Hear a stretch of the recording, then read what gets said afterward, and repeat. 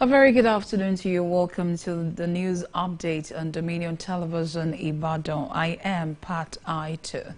Vice President Kashim Shettima has called on global stakeholders to deepen cooperation with Nigeria in rebuilding sustainable and inclusive food systems across Africa.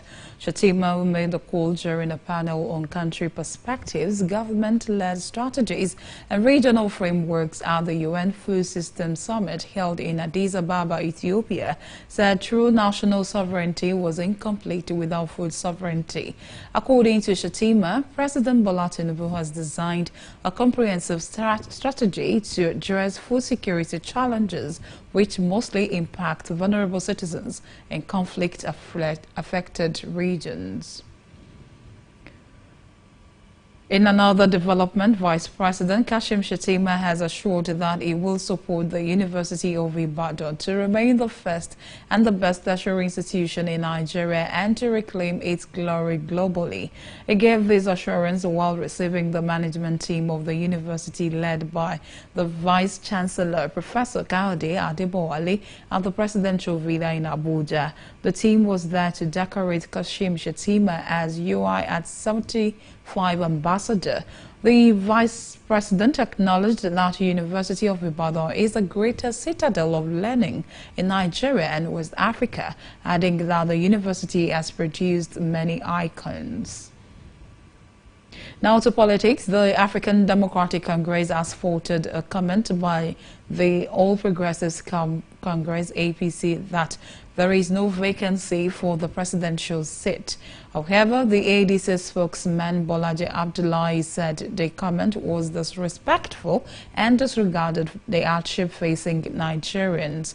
The African Democratic Congress has responded to recent comments by the new national chairman of the All Progressives Congress, Natawe Itwada, that there will be no vacancy in Aso Rock come 2027.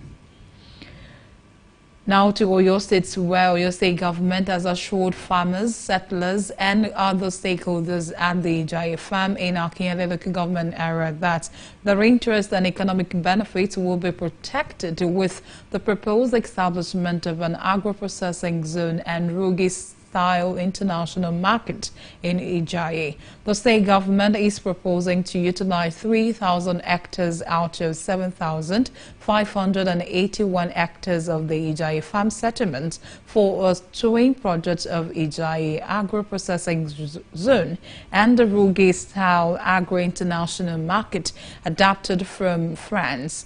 Also speaking at the meeting, the chairman of the Akinyele local government area, Honorable Akinwole Akinleye, said the development will speedily develop Akinyele local government area and Oyo State, expressing optimism that those who were likely to be affected by the project should be well compensated.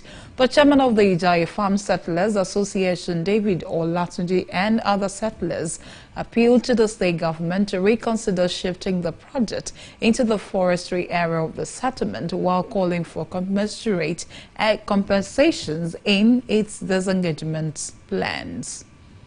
And on the foreign scene, U.S. President Donald Trump has signed an executive order implementing an additional 40% tariff on Brazilian products, bringing the total trade duties to 50%. The Brazilian government's politically motivated persecution, intimidation, harassment, censorship, and persecution of Bolsonaro and thousands of his supporters are serious human rights abuses that have undermined the rule of law in Brazil. It will be recalled that Brazil has been bracing for a virtual embargo on its plains, grains, and crude oil under the move, which brushes aside centuries-old ties and a U.S. trade surplus that Brasilia put at $2,004 million in 2024.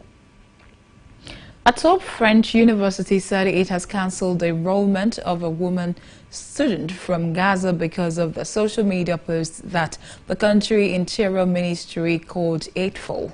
Authorities did not release the content of the messages, but screenshots shown on social media indicated the young woman had reposted the messages calling for the death of Jewish people. The woman had been offered a place at the Sciences Po Lee University following a recommendation by the French consulate in Jerusalem, the establishment said. In a bid to end the devastating war in the Palestinian territory, Arab countries including Qatar, Saudi Arabia and Egypt joined calls for Hamas to disarm and end its rule of Gaza. 17 countries plus the European Union and Arab League threw their weight behind a 7-page text agreed at a United Nations conference on reviving the two-state solution for Israel and the Palestinians. It followed a call by the Palestinian delegation at the United Nations for both Israel and Hamas to leave Gaza, allowing the Palestinian Authority to administer the coastal territory. France, which co-chaired the conference with Saudi Arabia, called the declaration both historic and unprecedented.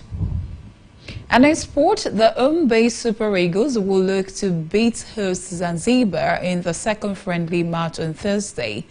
Eric Schell sides were held to 0-0 draw by Zanzibar in the first friendly match played at the Mao Stadium located in the center of Zanzibar on Monday.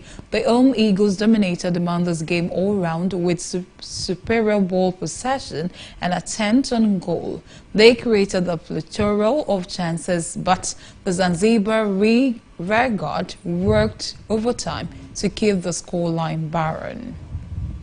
You can follow us across our social media platforms: Facebook, Instagram, TikTok, YouTube and LinkedIn at Dominion Broadcast, and on X at Dominioncast. And that is the news update on Dominion Television. Thank you so much for watching. I am Pat Aito. Good afternoon.